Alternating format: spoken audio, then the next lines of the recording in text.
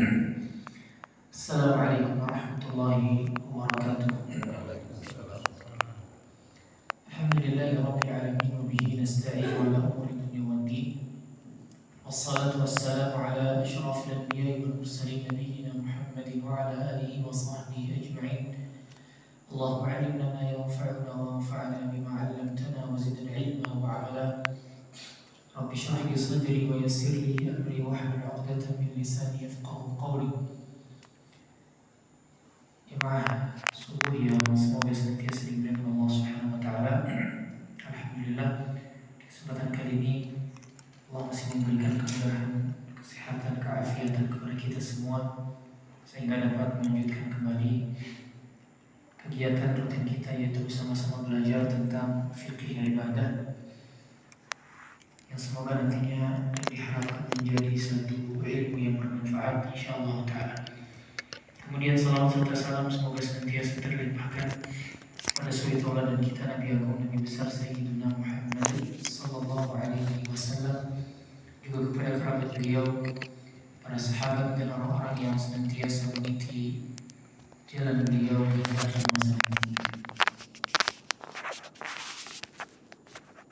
Jemaah yang semoga senantiasa dimuliakan Allah Subhanahu wa taala, kembali merefresh bagaimana syariat Islam sangat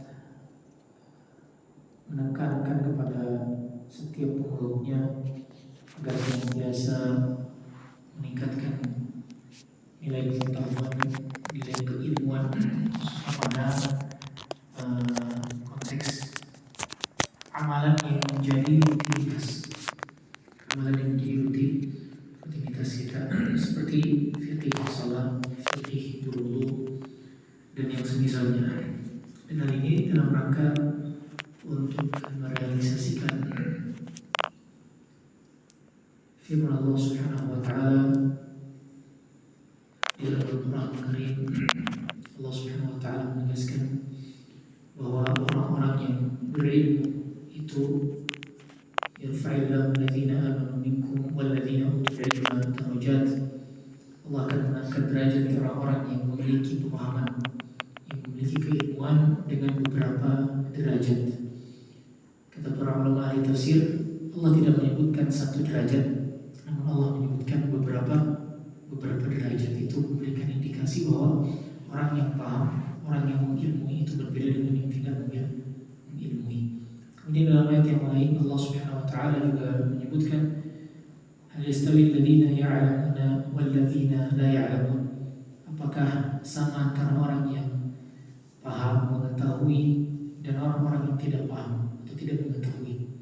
Bahkan para ulama sampai memberikan satu permisalan di dalam Al-Qur'an, yaitu antara anjing yang terlatih dan anjing yang tidak terlatih itu dibedakan hasil buruannya. Hasil buruannya. Dalam syariat, ketika kita melepas anjing piaraan yang memang itu diperbolehkan dalam tinjauan syariat apabila diniatkan untuk menjadi anjing pemburu. Tapi kalau selain itu tidak diperbolehkan. Kan dalam syariat kan diperbolehkan anjing pemburu untuk menjaga rumah atau untuk menjaga perkebunan. Kemudian misalnya kita ucapkan bismillah, kita lepas anjing tersebut, kemudian dia menangkap buruannya, maka ini menjadi buruan yang halal. Berbeda dengan anjing yang tidak paham, yang tidak terlatih. Itu hewan buruannya menjadi tidak halal. Jadi seketat ini, atau bagaimana para ulama kita memberikan perbedaan perumpamaan sampai pada tahapan anjing yang dilatih, yang diajari, dan anjing yang tidak diajari. Begitu juga orang-orang yang paham dengan fikih salat. Misalnya, mereka mengilmui tentang salat, mereka mengilmui tentang berwudu, mereka mengilmui tentang puasa, mengilmui tentang haji dan umrah. Itu jelas berbeda dengan orang yang tidak mengilmui. Sehingga hal ini juga disyaratkan oleh baginda Nabi sallallahu alaihi wasallam di dalam Al-Qur'an, dalam hadisnya yang sahih, man yuridillahu bihi khairan bifaqihi fiddin. Siapa yang Allah kehendaki adanya kebaikan pada dirinya, maka Allah Subhanahu wa taala akan bimbing dia untuk terus mau belajar. Allah bimbing dia untuk terus mau belajar. Bahkan dalam hadis yang lain disebutkan, man salaka tariqan yaltamis fihi ilman. Siapa yang menempuh satu tempat, satu jalan, yaltamis fihi ilman. Para ulama menyebutkan ada dua makna kata yaltamis. Yang pertama itu menuntut mencari ilmu, memang betul-betul duduk untuk mencatat, mencari, menggali. Yang kedua, kata para ulama, yaltamis itu ya dia sekedar duduk untuk icip-icip ilmu, untuk icip-icip ilmu. Hanya sekedar untuk icip-icip saja, kata Nabi SAW, yaltamisu fihi ilman sahalallahu lahu bihi tariqan ilal jannah. Hanya sekedar duduk, icip-icip ilmu, itu saja dimudahkan jalannya menuju surga. Sahalallahu lahu bihi tariqan ilal jannah. Allah akan mudahkan jalannya menuju surga dengan asbab apa? Asbab dia datang, duduk, sekedar pengen dengar, pengen icip, yaltamis. Yaltamis itu nyoba itu. Cara itu saja sudah dimudahkan jalannya menuju surga. Sehingga ini menjadi satu motivasi kita bersama jamaah yang semoga senantiasa dimuliakan Allah Subhanahu wa taala, untuk senantiasa bagaimana kita mengupgrade, kemudian sedikit menekan diri kita untuk terus belajar dimanapun kita berada. Terus belajar dimanapun kita berada, tidak harus di sini, ya bisa nanti di tempat lain kita belajar dengan majelis yang berbeda, itu tidak mengapa. Baik jemaah hadirin yang semoga senantiasa dimuliakan Allah Subhanahu wa taala. Kita lanjutkan bahasan kita. Di pertemuan sebelumnya kita telah membahas tentang rukun salat. Kemudian di kesempatan ini kali ini insyaallah akan kita sempurnakan. Saya mungkin merefresh kembali, mengulangi kembali tentang rukun-rukun salat yang telah kita baca atau telah kita pelajari di pertemuan sebelumnya. Dari yang pertama, kata para ulama adalah an-niyatu, yaitu niat. Niat ketika mau salat, dan ini menjadi pembeda antara salat kita ini salat fardu atau salat sunnah.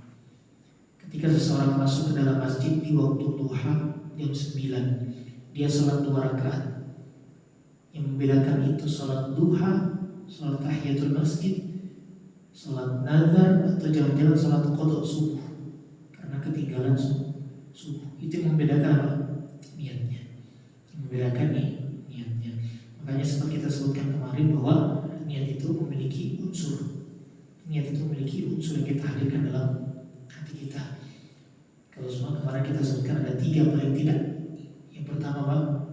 Niat salat. Kemudian fardu. Kemudian yang ketiga, fardunya itu apa jenisnya? Fardu zuhur, fardu subuh, fardu asar, fardu maghrib, fardu isya. Jadi minimal 3 unsur ini ada dalam hati ketika ingin menghadirkan nih. Ya. Kalau sunnah berarti sholat sunnah tahiyatul masjid, sholat sunnah misalnya subuh, sholat sunnah qabliyah, zuhur, dan semisalnya. Itu sekedar pendekatan. Intinya kata para ulama, unsur ini harus ada dalam niat kita, dalam hati ketika ingin menghadirkan niat. Baik, singkat saja. Kemudian yang kedua adalah, ini telah kita bahas di pertemuan sebelumnya, saya sedikit mengulang agar bisa menjadi satu nilai murojaah, pengulangan. Wal qiyam ma'al qudrah, yang kedua adalah berdiri ketika mampu. Jadi berdiri itu bagian dari rukun salat. Tapi saya kemarin berikan beberapa catatan. Ketika dia tidak mampu, pada konteks memang tidak bisa berdiri, maka duduklah. Namun kalau dia tidak mampunya sujud misalnya, dia tidak mampu sujud, maka jangan sejak awal dia duduk. Kalau dia masih mampu berdiri. Kalau dia tidak mampu sujud, baru duduk, kemudian kasih isyarat. Berdiri, siapkan kursi misalnya, dia berdiri tetap sampai nanti dia masuk ke gerakan sujud. Orang-orang pada sujud, kemudian dia duduk memberikan isyarat seperti ini. Jangan sejak awal duduk, karena ketidakmampuan itu pada sujud, bukan pada berdirinya. Baik, kemudian wa takbiratul ihram. Wa takbiratul ihram. Baik, terkait duduk terlebih dahulu ya. Duduk itu kalau memang dia tidak mampu, misalnya kakinya patah, dia boleh duduk di kursi, boleh juga duduk di bawah.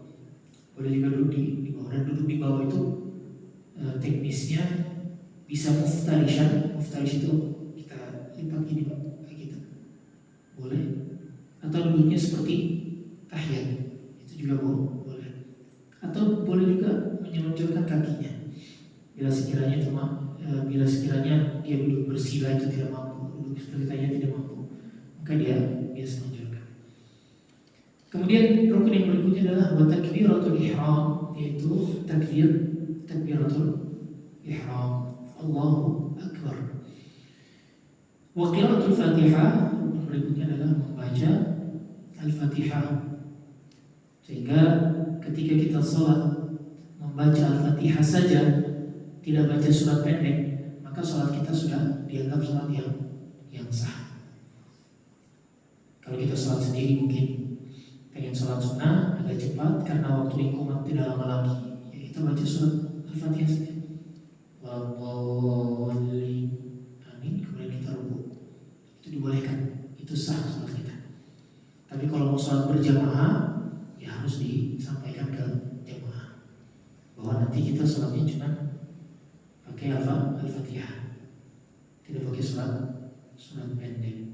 Dan itu boleh asal diedukasi gitu ya, bukan tiba-tiba tidak pakai surat pendek terus ya pasti jamaah yang tidak paham akan gelisah. Subhanallah, mungkin mereka akan memberikan teguran, subhanallah, ya karena tidak paham atau belum tahu, sehingga perlu diedukasikan.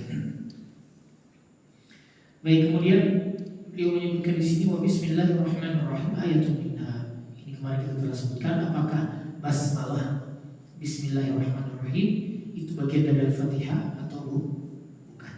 Terlepas dari perbedaan para ulama, ada yang menganggap itu bagian dari Al-Fatihah, ada yang bukan. Ahli qiraah berbeda pandangan.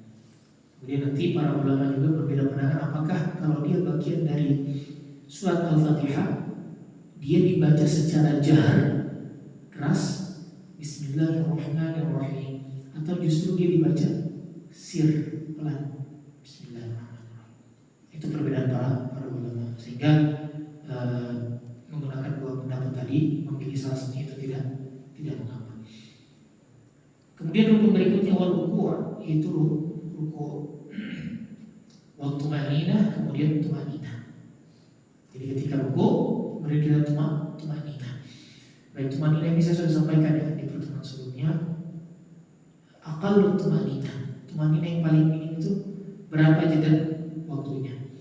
Para ulama memberikan pendekatan sesuai dengan bacaan panjangnya, itu sesuai dengan bacaan subhanallah bihamdi subhanallahil azim dengan bacaan yang normal. Jadi tumanina itu artinya betul-betul dalam kondisi dalam kondisi kita betul-betul mapan, kemudian diam sejenak, itu tumanina. Nah, diamnya itu berapa lama? Para ulama memberikan pendekatan minimal lamanya itu ketika kita membaca subhanallah bihamdi subhanallahil azim. Jadi kurang lebih 1 atau mendekati 2 detik. Jangan ruku Allah sami Allah, ini pada Allah berdoa sami Allah liman hamidah. Belum apa dengan diamnya di ruku, tiba-tiba sudah bangkit untuk tidak. Nah, maka ini tidak sah karena tidak ada tumanina. Baik, kemudian rukun yang berikutnya adalah waraf'u, kemudian berdiri ketika setelah ruku sami Allahu liman hamidah, kemudian tidak. Tidak itu maksudnya berdiri dalam kondisi sebelum dia ruku.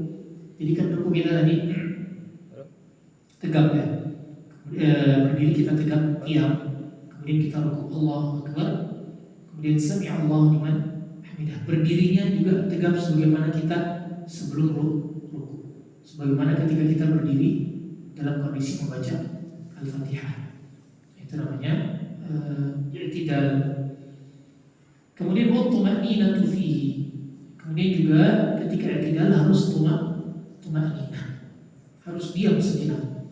Tidak boleh baru sami'allahu liman hamidah, Allah langsung turun. Maka ini juga tidak sah, karena tidak sesuai dengan tumakninah yang ada. Kemudian setelah i'tidal, berdiri tegak, wasujudu wat-tumakninah. Kemudian sujud. Kemudian sujud, dan sujud ini juga kita telah sampaikan apakah turunnya tangan terlebih dahulu atau lutut terlebih dahulu juga telah kita singgung bersama. Telah kita singgung dan sampaikan di pertemuan sebelumnya. Ada perselisihan tentang pemahaman hadis Nabi SAW tentang hal tersebut. Apakah larangan turunnya kita sujud seperti unta itu dengan tangan dulu atau dengan lutut dulu? Dengan tangan dulu atau dengan lutut dulu?